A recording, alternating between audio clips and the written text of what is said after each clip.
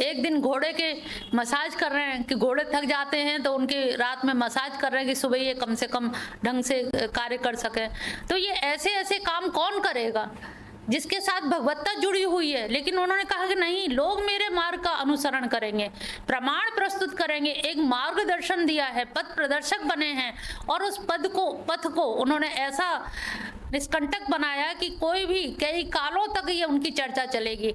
आज उनके नियमों की वजह से, आज उनके कर्मों की वजह से, कृत्यों की वजह से ही हम सब लोग याद करते हैं। और गीता का एक-एक सिद्धांत, एक-एक श्लोक इतना महत्वपूर्ण है और वो पूरा लॉजिकली मतलब प्रूव कर रहे हैं कि अगर ऐसा मैं ना करूं तो आगे आने वाली जनता, आगे आने वाली युवा पीढ़ी नहीं कर पाएगी। आज इस्कॉन टेम्पल में भी इतना युवा जो जुड़ रहा है, वो कृष्ण की भक्ति तो बाद में पैदा होती है, पहले कृष्ण के जो कर्तव्य है, जो आदर्श हैं, जो उनके मार्ग है, उसका वो अनुगमन करते हैं। तो लगता है कि उनके मार्ग का अनुसरण करने में जो आनंद है वो किसी भी उसमें नहीं है। तो आज हर युवा, चाहे वो पाश्चात्य संस्कृति सभ्यता का क्यों ना हो, पश्चिमी देश के लोग भी इतने तेजी से जुड़ रहे हैं। उनका यही है कि अगर कृष्ण को, भगवान को, भगवत्ता को भी जरूरी नहीं है तपस्या के द्वारा ही पाया जा सके, उनका तो भजन कीर्तन करके, नृत्य करके भी, नृत्य कर करके रिझा के भी उनको पाया जा सकता है। अपनी पहुंच भी उन्होंने इतनी सरल बना दी कि ऐसा ना हो कि नारियां कभी तपस्या ही ना कर पाए, बेचारी पा ही ना पाए। और लीला आज भी हो रही है नित्य जीवन में, इसका प्रमाण लोग मिलते हैं। बिल्कुल, दिन भी हो रही है, कृष्ण आज भी। वो आज भी वहाँ विद्यमान है, उनकी अनुभूति होती है। और आज अनुभूति होती है तभी आदमी इतना भाग रहा है वृंदावन में। जो साधु संत है उनको तो रोज का सही उनका ध्यान लगता है कि हाँ यहाँ से निकल के जा रहे हैं, ऐसे जा रहे हैं, ये कर रहे हैं। वो अनुभव होता है, निरंतर अनुभव होता है। तो वहाँ उनकी प्रेजेंस, उनकी अनुभूति। और आज हर पश्चिम का व्यक्ति अपनी वेशभूषा बदल के, अपनी संस्कृति को छोड़ करके, त्याग करके घर परिवार को सब वहाँ पड़े हैं। वो अनन्य भाव से जो पढ़े हैं वो उनके आदर्शों के लिए पढ़े हैं, उनकी लीलाओं के लिए पढ़े हैं, उनके मार्ग का अनुसरण करते हैं और गीता को वो अपना धार्मिक ग्रंथ के रूप में मानते हैं। और इसीलिए आज उनके अंदर जो एक अशांति थी, तो उससे उनको जो शांति प्राप्त हुई है और जो अलौकिक एक सुखद या प्रसाद या मुदिता का भाव जो प्रदान हुआ है, जो उछल उछल के नृत्य करते हैं, उस नृत्य में के भाव में वो भूल जाते हैं कि जंगल की तपश्चर्या का अगर विधान बताया होता भगवान ने अर्जुन को, तो शायद इतने लोग ना जुड़ते।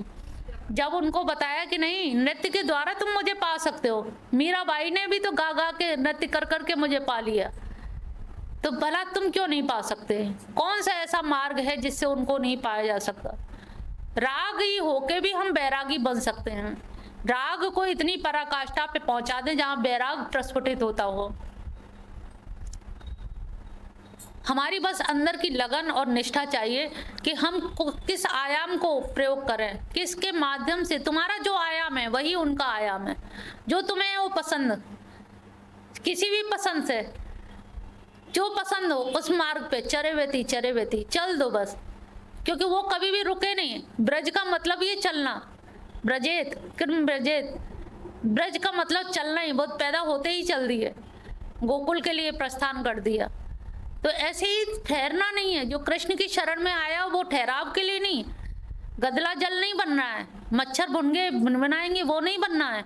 अब तुम्हें धारा प्रवाह वेग से चलना है, कालिंदी का नीर बनना है, जिस कालिंदी की नीर में आकर के भगवान कन्हैया हमारे अवगाहन करें, नित्य उसके बंसी वट के किनारे आकर के मधुर बांसुरी बजाएं। तो हम ऐसा प्रयास क्यों ना करें?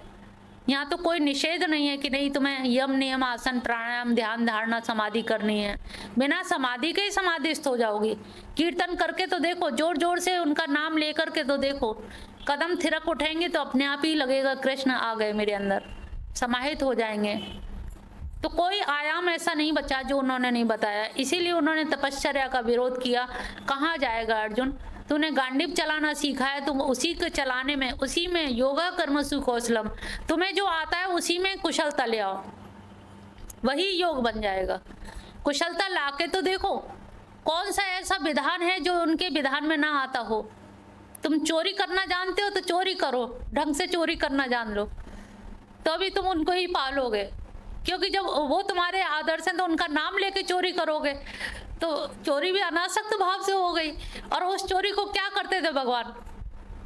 बलदाऊ को तो नहीं खिलाते थे ना, अकेले खाते थे, बांट देते थे ना। तो तुम भी बांट दो, बांट के तो देखो कितना अच्छा लगेगा। वो चोरी तुम्हें इतना आनंद दे जाएगी कि इतना चोरी करके लाए और सब में बांट दिया, अपने घर के लिए कुछ नहीं रखा, वही तुम्हारा योग बन जाएगा। बांटना ही धर्म है और छुपाना ही पाप है। अगर चोरी करके वो छुपा लेते तो चोरी पाप होती, लेकिन उनकी चोरी लीला कही जाती है, माखन चोरी लीला।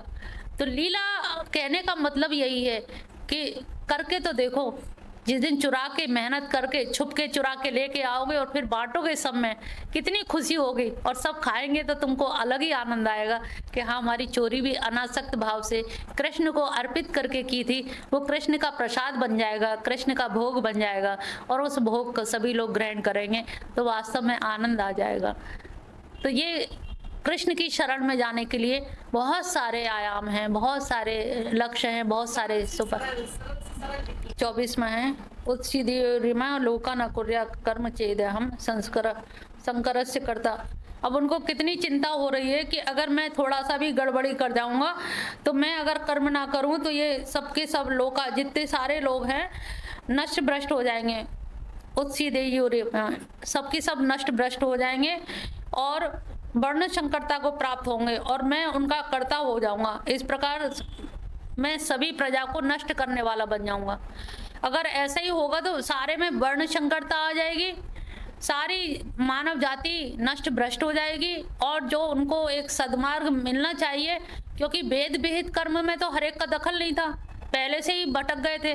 और जो भटके हैं, अब उन भटकों को भी अगर सद्मार्ग पे ना लाए तो वर्ण संकरता भी आएगी और उनमें नष्ट भ्रष्ट हो जाएंगे, पूरी जनता नष्ट भ्रष्ट हो जाएगी। तो समाज के लिए क्या उदाहरण प्रस्तुत रहेगा? तो इसलिए वो कह रहे हैं कि मेरा कर्म करना कितना अधिक जरूरी है। 25वां, सक्ता कर्मण्य विद्वांसो यथा कुर्वन्ति भारत कुर्याद विद्वांस सक्ता चिकीर्षु संन्यास। हे भारत, कर्मों में आसक्त हुए अज्ञानी जन जिस प्रकार से कर्म करते हैं, आसक्ति रहित विद्वान जन भी लोक संग्रह के लिए उसी तरह से, जैसे होता है ना, जो आसक्ति, हमारा अपना काम होता है तो हम बड़े मन लगा के करते हैं और दूसरे का काम होता है तो बेगार टालते हैं। तो उन्होंने कहा कि विद्वान जन को जैसे आसक्ति युक्त कर्म करते हैं बड़े ध्यान लगा करके, ऐसी विद्वत जनों की पहचान है कि वो भी अनासक्त कर्म को भी उसी तरह करें जैसे वो आसक्त व्यक्ति कर रहा है। जितने मन लगा के कि मेरा है मेरा है मेरा शब्द लगा करके आसक्ति युक्त होके कर रहा है, इसी तरह से विद्वान लोग अनासक्त कर्म को भी वैसे ही करें। ये ना सोचे कि अरे हमें क्या लेना देना, बेगार ना टालें। मतलब योगा कर्मसु कौशलम की यहाँ पे पुष्टि हो रही है कि भले ही वो कर्म तुम्हारा नहीं है, जनहित में है, लोकहित में है, लेकिन लोकहित का भी कर्म ऐसा हो कि वो निपुणता वाला हो, कुशलता वाला हो, बेगार ना टाले, जैसे कि सामान्य आदमी कर रहा है। ऐसा मत सोचो हम तो बहुत विद्वान हैं, हमें तो कोई जरूरत है नहीं है। तुम्हें जरूरत नहीं है, लेकिन तुम्हारे इस किए कर्म से दूसरे लोग लाभान्वित होंगे। इसलिए इसको विद्वान लोगों को ये चाहिए कि जैसे अब विद्वान लोग आसक्ति से काम कर रहे हैं, वैसे ही हम भी उतने ही तीव्रता से, उतने ही मन लगा के काम करें जितना वो लोग कर रहे हैं। ना बुद्धि भेदम जनियेदम कर्म, और ना ही उनमें बुद्धि भेद पैदा करें। ज्ञानी लोगों को बुद्धि भेद नहीं पैदा करना चाहिए। शास्त्रविद कर्मों में आसक्ति वाले अज्ञानियों की बुद्धि भ्रम, जैसे होता है ना, बहुत सारे लोग कहते हैं अरे तुम ये जाने क्या नाच गाना भजन और मजीरा ये सब क्या वो कर रहे हो, इसका कोई मतलब नहीं है। उन्होंने कहा बुद्धि भेद मत तैयार करो, विद्वान लोगों का ये काम नहीं है। एक मूसा हुए हैं तो एक ग्वारिया था, तो वो बकरी बकरी गाय चरा के बैठ के ऊपर पहाड़ी पे कहा करता था कि अब शाम हो रही है, मेरे कन्हैया आते होंगे और उनके पैरों में कांटे चुभे होंगे, कांटे निकालूंगा। घुंघराले बाल हैं, जुए भी पड़ गए होंगे, कौन काटता होगा, यशोदा मैया काट नहीं पाती होंगी, उनके जुए भी बीनूंगा, उनकी धूल झाड़ूंगा, वस्त्र गंदे हो गए होंगे। जोर जोर से कह रहा मेरे कन्हैया आ रहे होंगे, मैं उनका ऐसा करूंगा वैसा करूंगा। तो मूसा वहां से निकल के जा रहे थे, तो उन्होंने कहा अरे मूर्ख, वो कृष्ण भगवान है और भगवान के तू जुएं निकालेगा, उनके पैर में से कांटे निकालेगा, तेरी इतनी औकात है। ये तू मूर्खता की बात कर रहा है, ऐसी बातें मत कर, ना वो आएंगे ना कुछ। अच्छा, वो भाव जगत में रहता था, भाव में सोचता था कि आ गए हैं, लेट गए हैं, सिर रखा हुआ है, मैं ऐसे ऐसे कर रहा हूँ, उतने में ही उसका 1 घंटा 2 घंटे निकल जाते थे। तो ये क्या है, बुद्धि भेद ना तैयार करें। तब वो आकाशवाणी हुई कि मूसा, तुझे इस पृथ्वी पर भेजा था कि तू धर्म की स्थापना करेगा, भक्ति बढ़ाएगा, और तू क्या है, एक भक्त को जो भाव प्रधान था तूने अभक्त बना दिया। अब वो बालक ग्वारिया एकदम विचलित हो गया कि अब 2 घंटे कैसे कटे, अब तो कोई काम नहीं है, अब तो कहाँ जाऊं मैं, कैसे करूं, क्या करूं। ये इस स्थिति, अभी तक एक लक्ष्य था कि आ रहे होंगे, बाट जो रहा था, तल्लीनता थी मन से, और वैसे ही भाव बन रहा था। अब वो भाव खत्म हो गया, अब मैं करूं तो करूं क्या। तब ये आकाशवाणी हुई कि तुम्हें ऐसा भेद बुद्धि नहीं तैयार करनी चाहिए। हर एक व्यक्ति का अपना अपना भाव जगत होता है, अपने अपने विचार होते हैं, अपना मन होता है, और अपने मन के अनुसार जो जिस भाव से पूज रहा है उसको पूजने दो। उनमें ज़्यादा अपनी विद्वत्ता मत दिखाओ कि हम ज़्यादा विद्वान हैं। ये कुछ नहीं होता, यम नियम करो, आसन लगाओ, प्राणायाम करो। उसने कहा मुझे तो आता ही नहीं है, तो क्या वो आदमी भ्रष्ट हो जाएगा फिर, वो तो कहीं सब जगह से गया। तो जो जहां जैसे लगा है उसे लगा रहने दो। जो व्यक्ति उल्टी माला कर रहा है उन्होंने कहा हाँ ठीक करते रहो। अब मरा मरा से उनका देखिए क्या हो गया, तो राम राम हो गया। तो जो जहां उल्टा भी कर रहा है उसे करने दो, उसका खंडन मत करो। बहुत से लोग, अरे तुम हाय ऐसा करती हो, महिलाओं में ये बड़े, अरे तुमने ऐसा किया, हाय राम, तुम्हें इतना भी नहीं पता। अभी तक जो पता तो बेचारी पूछना चाह रही थी, उन्होंने पूछना भी बंद कर दिया कि लोग ये हाय हाय करेंगे, क्या है इन्हें इतना भी नहीं मालूम, इतनी उम्र में इतना भी नहीं मालूम, हाय ये भी नहीं अरे ऐसा मत करो, हाय हाय मत करो। पता नहीं तुम ही अनभिज्ञ हो या वो विज्ञ है, हो सकता है उसमें भाव की प्रधानता हो, तुम्हारे अंदर केवल ज्ञान की प्रधानता है। ज्ञान तो शुष्क होता है, भाव स्निग्ध होता है, चिपचिपा होता है, भाव पकड़ लेता है भाव। तो भाव से भगवान जल्दी प्रसन्न होते हैं। किसी के भाव की अवहेलना मत करो, किसी को ये मत बताओ कि तुम बहुत छोटी बुद्धि वाले हो, कम अकल हो। जो जहाँ लगा है, भगवान भाव के भूखे हैं तो भाव ही मिलने दीजिए। उसके लिए हमें पढ़ाई लिखाई की भी जरूरत नहीं है। प्रेम के लिए कौन सी पढ़ाई चाहिए? क्या गंवार आदमी प्रेम नहीं कर सकता? प्रेम तो एक कुत्ता भी पुचकारो तो दुम हिलाने लगता है, गाय को भी पुचकारो तो पास में आके वो हिलोरे लेने लगती है। तो सोचो, जानवर जब प्रेम जानता है तो मनुष्य क्यों नहीं जानेगा? और फिर भगवान तो प्रेम के सागर हैं, वो क्यों नहीं जानेंगे? तो कम से कम हम प्रेम से उनको जो भी समर्पित करें। कोई भी अपने आप में विद्वान बनने की कोशिश ना करे कि हम बहुत बड़े विद्वान हैं, हमने तो ऐसा सुना है, हमने ऐसा पढ़ा है। पढ़ाई लिखाई सब एक जगह रह जाती है। हर व्यक्ति का अपना अपना भाव है, जो जिस भाव से उनके पास जा रहा है, बस चरेबेती चलना है उनके पास, जिस मार्ग से भी जाओ। अब जिसका घर कल्याणपुर में तो कल्याणपुर से ही जाएगा ना, कोई शास्त्री नगर से तो उधर से आएगा। अब वो को वही रास्ता सही है, ये रास्ता गलत है। गलत कोई भी नहीं है, कोई इधर से आ रहा है, कोई उधर से, सारे रास्ते गंतव्य एक ही है, लक्ष्य एक ही है, साध्य एक ही है। यद मत तत्पथ, जितने मत हैं उतने ही पथ भी हैं, लेकिन पथ का लक्ष्य क्या है? मंजिल तक पहुंचो। पथ में ही समाप्त नहीं होते, पथ मंजिल तक पहुंचाने के लिए है। इसलिए कभी कोई किसी की अवहेलना ना करें, ये हमेशा आपस में समझ लें। कोई जैसे भी कर रहा है उसे करने दो। उल्टा कर रहा है तो भगवान ददामी बुद्धि योगम, वो फिर बुद्धि योग दे देंगे, अपने आप उसे सीख देंगे। कृष्णम बंदे जगत गुरु, जब कृष्ण ही जगत के गुरु हैं तो कोई गुरु क्या बताएगा? वो जो कर रहा है वो जान रहे हैं, वो बताएंगे। अगर वो जगत के गुरु हैं सीधा करा देंगे अपने आप, उल्टी माला को सीधी कर देंगे, सीधी को उल्टी कर देंगे। वो क्या कर दें? लीलाधारी हैं, ये भी नहीं कह सकते वो ऐसा ऐसा ऐसा ही करेंगे, क्योंकि लीला है। लीला में कुछ भी करा जा सकता है। कर्तुम अकर्तुम अन्यथा कर्तुम, सर्व समर्थ। तो वो कुछ भी कर सकते हैं, जो नहीं हो सकता वो भी कर सकते हैं, और जो नहीं सोचा जा सकता वो भी घटित हो सकता है। तो ऐसे के लिए, लीलाधारी के लिए कुछ भी कहना कठिन है। बस यही है हम लोगों के लिए कि जो जहाँ खड़ा है, जिस तरह से भी है, बस अपनी साधना और बढ़ाए। ये नहीं कि हमने आज 5 माला किए तो हमें कह दिए ठीक है, ठीक नहीं। हमें आदमी का क्या है, एक एक दिन बीत रहा है ना, तो हम हर दिन क्या एक एक माला बढ़ा पाते हैं? नहीं बढ़ा पाते ना। तो हमें कुछ ऐसा करना चाहिए कि अपना प्रोग्रेस करें। जैसे छोटे बच्चे की हाइट बढ़ती जाती बड़ा हो जाता है, कक्षाएं बढ़ रही हैं, सब चीज़ बढ़ रही हैं, तो हर चीज़ बढ़ रही, तो हमारी साधना क्यों नहीं बढ़ रही? हमारा जप क्यों नहीं बढ़ रहा?